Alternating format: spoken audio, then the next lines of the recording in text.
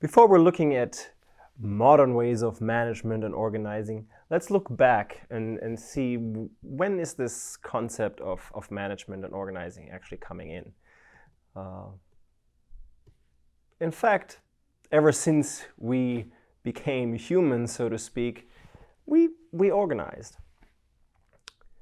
Organizing, management, however we want to call it, is as old as our species.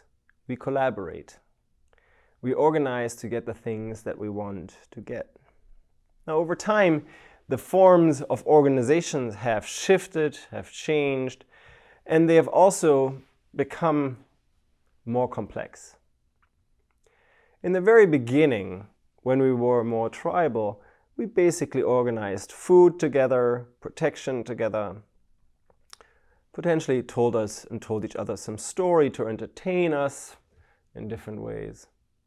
That's what we organized for. In many ways, we organized rather collectively, tribally, as a group, as teams, in small groups, maximum 100 to 150 people typically. That's how much our brain arguably can process in terms of social relationships. So this is how much of the organizational mode persisted for a long time. Management was basically group management, organizing a tribe. In different ways, these managerial forms have then differed. The larger society got, the more difficult it got to organize. And then from being a rather flat and tribal collective management, the organization became somewhat more hierarchical. Hierarchies emerged, as they do often in nature, because it reduces complexity. Because when we create another level of organization, we can allow for fewer contacts that our brain can still process. So we create groups of groups, tribes of tribes, and build organizations along the way. In many ways, you could see the emergence of civilization as such a process of hierarchization. The early civilizations, quote unquote, Egypt, Mesopotamia, etc., they moved away from tribal organization, they moved towards the land, they moved into agricultural types of societies that allowed for hierarchical organizations because people were now not moving around anymore, they were static, they were stable, they were basically in one place. They could build more complex structures. Hierarchy emerged, a king, a leader was crowned, she would be responsible for the bigger, larger civilization, the tribe, and in many ways, because this was such a successful organizing principle, it could expand, it could get bigger. And much of history is actually telling us the story of hierarchies, of kings, of queens, pharaohs, etc. Female, male, no matter what gender, pursuing some form of hierarchy, some form of civilization that was to bring about the flourishing of its people. This kind of organization was very effective to some degree. And you see that war and the army, one of the oldest institutions that we have as human beings, was also a mirror image of how society was run. It was very hierarchical. It was dominated by a general who then had his subgroups underneath, who had his subgroups underneath, who had their subgroups underneath. This was effective in many ways because at that time a well-formed hierarchy could divide its labor and could divide the tasks that they were doing in, for example, attacking the enemy much better than a disorganized small tribe. And so overall, hierarchies seem to prevail over the more communal tribal ways of organizing in many ways. We read this history in textbooks. Now, hierarchy has clear deficits. And while it allows for many amazing projects. Let's look at the pyramids, for example, in Egypt.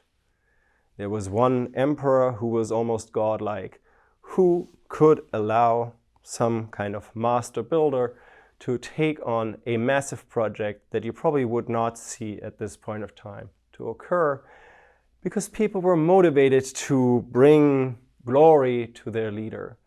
And they were motivated in ways that you wouldn't necessarily see today, by even giving up their life, being enslaved, being forced in many ways to carry big, large stones to build a pyramid without any technological support or without much support, with sheer physical force.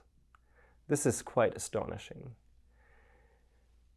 These methods of management have persisted. Slavery is really a dark spot, quote unquote, on the science and on the science of management. It persists in many ways to this day. We have slave labor. We do have slavery in and over time. And only throughout time have we seen that there is such a thing as human dignity, value of people in themselves, so that there should not be a mode like slavery as a way of organizing. Yet we're still not very clear where and how this fits in. So in many ways, we do have situations that resemble forceful work, forced labor, slavery today. Anyhow, today we would probably not endorse slavery as a great model of organization.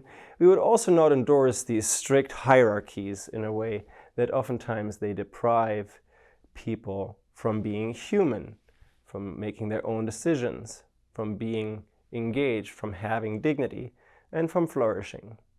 So over time we have seen that many of the more effective models go actually back to other ancient traditional models, which are more tribal, communal, cooperative, and collaborative. So we have various forms that we can balance. We have a tribal, communal mode of organizing. We have a hierarchical mode. And the most common new mode, the most modern mode, is a market-based mode of organizing, which allows people that don't know each other and that don't have a hierarchical relationship to work with each other through the simple mechanism of a price. We have Amazon, for example, today, that allows us to buy anything that we want from people that we don't even know. We don't have to care about them either. We just basically share with them the interest in the product that they can provide, and we click a button, and then we have it. So we have three modi of organizing in the large scheme of things: community, hierarchy, and the market.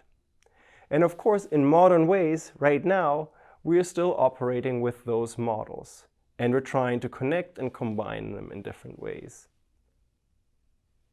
We will see that the market is a dominant model at this point of time. Hierarchy does play a role, and community may play a lesser role at this point of time. What you will also see is that the community-based model is seeing a revival in different ways and forms, and might need to address some of these challenges that we're facing.